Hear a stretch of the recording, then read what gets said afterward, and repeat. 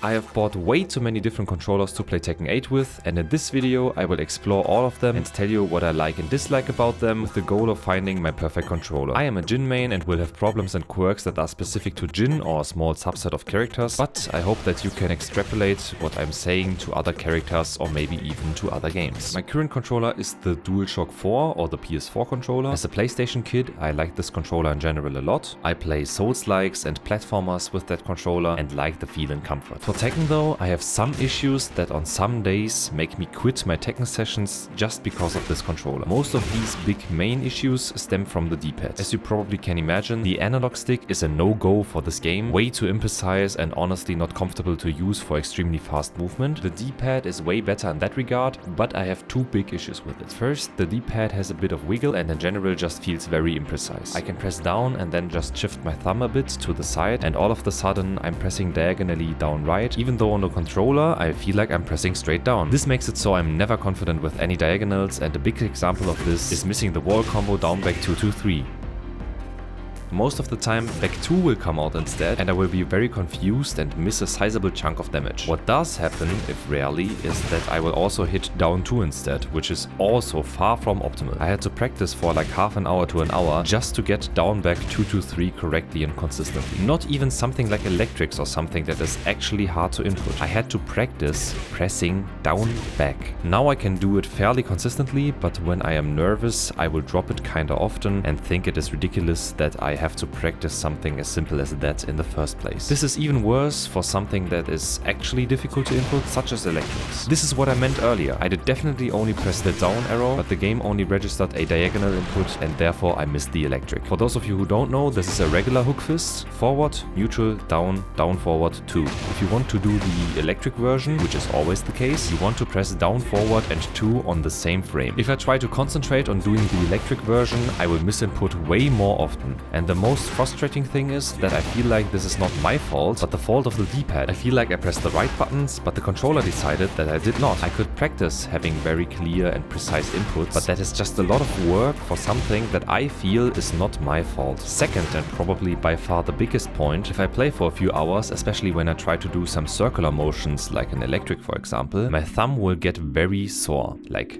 really sore. It will become flat and red and hurt, and the sessions do not even have to be that long. I get this after playing 1 or 2 hours, and playing more than 4 is very uncomfortable. I have stopped a lot of play sessions just because my thumb was hurting so much, especially if I try to incorporate more electrics that session. Finding a fix for that with a new controller will be my biggest hope. There is another problem that I have somewhat fixed, in that pressing multiple face buttons like 1+2 or 3+4, or especially something like 2+3 is very awkward if you hold your controller regularly. The good thing about these kinds of controllers is that you can just rebind these button combinations to the left and right shoulder buttons, and that is how I have fixed that issue. But since you only have 4 shoulder buttons, I have to be picky about what combinations I put on there, and I have to input the other combinations regularly. Here you can see me mispressing 1+3 because my thumb is not completely straight, and I might press one of the buttons 1 or 2 frames earlier than the other one. That is a minor issue which I mostly fix with the shoulder buttons, but that also makes me miss some damage and even lose some rounds every once in a while. So to recap, I have 3 big issues with this controller. First, the D-pad is imprecise and I feel like I miss damage because of the controller. Second, playing for a longer session makes me take damage IRL. Third, pressing multiple face buttons at once is very awkward. I will put this controller in B tier.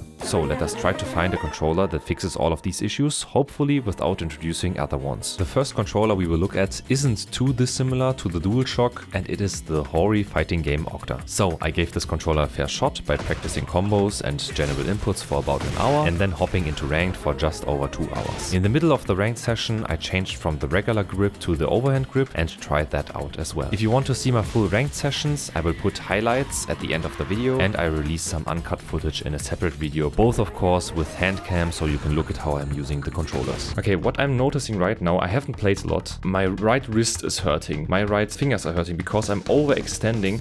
I want to place my arm here, but that makes my arm go like this.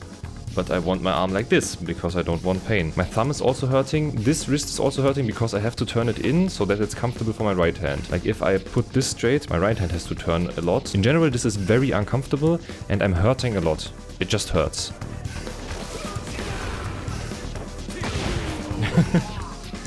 Nice try, I guess. Okay. Okay. Oh man. What am I pressing?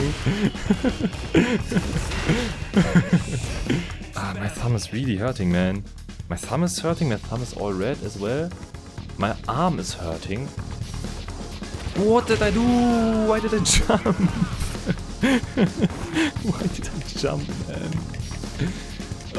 My final impressions are that this D-pad is leagues better compared to the DualShock D-pad. I can feel the diagonals very well and have 100% confidence that I hit diagonals when I want, which fixed problem number 1. But this D-pad is a bit hard to press down, and the hard plastic ridges makes it so that any circular motions like the electric still hurt my thumb a lot. So problem number 2 is sadly still present, if not worse. This feels like a worthwhile trade-off if you play in a tournament. You have about the same amount of pain compared to a DualShock controller, but you get way more precise diagonals. For the first time in my Tekken career, I felt confident dishing out hook fists with the occasional electric in between. This is something I never did with my DualShock controller, but is an integral part of Jin's gameplay. For the right hand, there are some advantages and disadvantages compared to the DualShock. One advantage is that the buttons on the Octa are mouse buttons and are very quick to actuate. Oh, they're so nice. And they are almost completely binary, either on or off, compared to a DualShock where you can press the buttons a few millimeters without activating. A disadvantage is that the extra face buttons and the fact that the entire face button set is shifted to the left makes it so I place my thumb on the wrong set of 4 face buttons and press 4 when I want to press 2, for example. It is a similar story if you compare the overhand grip to the regular grip. If you are pressing some combinations of buttons like 1+2 and 3+4, this overhand grip is very precise and feels natural, but in return you give up the shoulder buttons, which you could just have mapped to 1+2 and 3+4. If you are pressing 1+3 or 2+4, you will only use one finger because the buttons are too small and that feels kinda awkward, but is precise enough, and I almost never mispress this with the Octa. So in short, the face buttons do not feel like a straight upgrade and therefore do not fix problem number 3. Additionally, this controller has worse ergonomics compared to the DualShock 4. The handles are straighter, which makes my wrist bend more. When using the overhand grip, my entire right hand is completely fucked. If I rest my arm, my wrist is extremely bent and just hurts after a few minutes. If I hover my arm, my entire arm up to the shoulder gets sore and tired after an hour because I have to hold up my whole arm the entire time. So this introduced a new problem that I am having, in that my right arm gets tired and hurts even faster as my thumb did using the DualShock. To sum up, this controller is way more precise compared to a DualShock controller, but makes my arms hurt way more as well. Precision could be A tier, ergonomics is E tier, in total C tier. I am very excited for the next controller since it is an arcade stick. More precisely, it is the PXN008. Oh, this sounds nice. How are the buttons? Oh, the buttons are very light. They wiggle a bit. They are very light to press. And you have a few millimeters where the buttons don't press. Intuitively, I will hold it like this. Intuitively, I will hold it like this. I have seen people hold it like this, so they can use it with the finger, but it rolls out of my finger that way. Okay, this is very fun to use. I have to say, this is so fun to use. I already know why people use this. This is so extremely fun to use. No!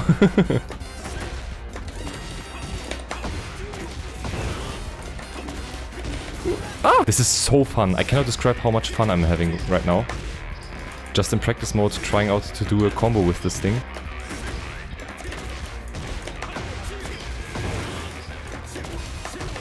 Yes! This is so fun. So again, I gave this controller a fair shot by practicing and then hopping into ranked, but this time I had some frustrations. Nice. Oh. Like, I'm not hitting the diagonals. I'm not hitting the diagonals. No, I'm mispressing so much, man. I wanted to sidestep, but I cannot sidestep with this thing. How do I sidestep?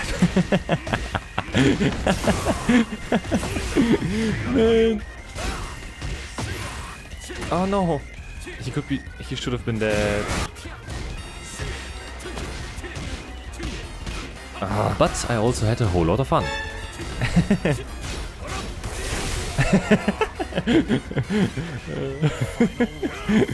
Nice. Wow! That's crazy. That's crazy, man. Anyway. No! Why do I drop that, man? Holy hell. No! That's crazy. I cannot believe that. That is so insane.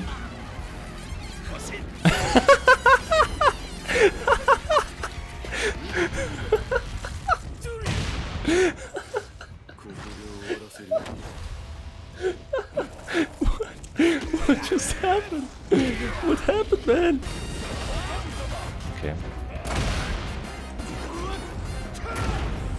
I like that I can spin this.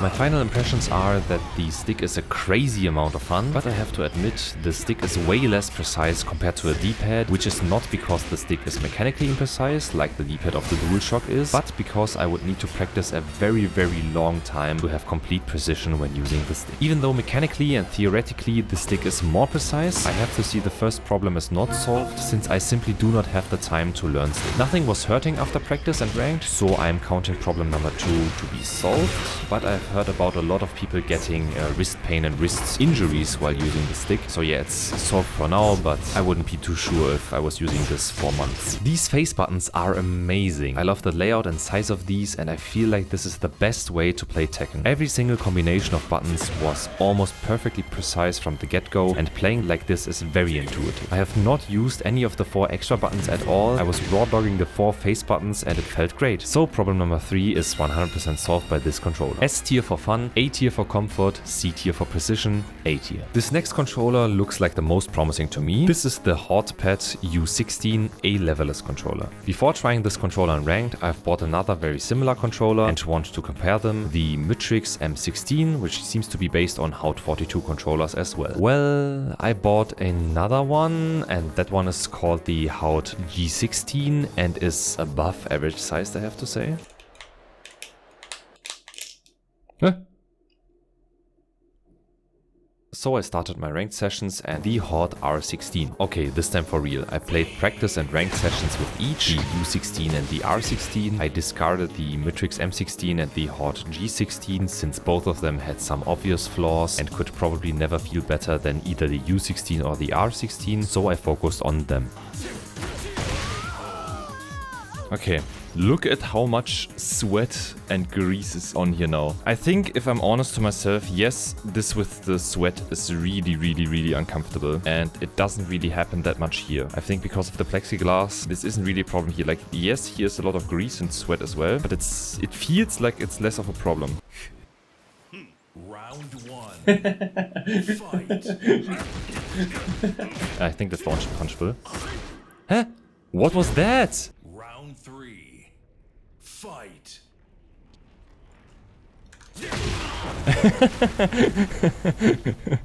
That was nice. Rank inflation is real. I didn't think I would get to Fujin like nearly as quickly. So to compare just the U16 to the R16, both are very similar. The U16 has the advantage of being able to swap out the artwork behind the see-through panel, which makes for amazing customization options for really cheap. But this is the only better thing about this controller. Granted, it's a huge thing. The R16 feels higher quality, the top finish feels very nice, the buttons feel more satisfying, the button spacing being ever so slightly closer together makes it a surprisingly big chunk more comfortable, and I like the pinky button way more than the extra thumb button. Two small problems are that the R16 makes awful noises when you try to twist it like that, and it collects sweat, which looks and feels disgusting. The U16 also collects a lot of smudge and even feels grosser after using it for multiple sessions, but it does not look as disgusting. This was a very hard decision for me though, mainly due to the customization options of the U16 missing on the R16. But I decided against the U16 because of comfort. Okay, now we can finally compare leverless controllers to the other ones.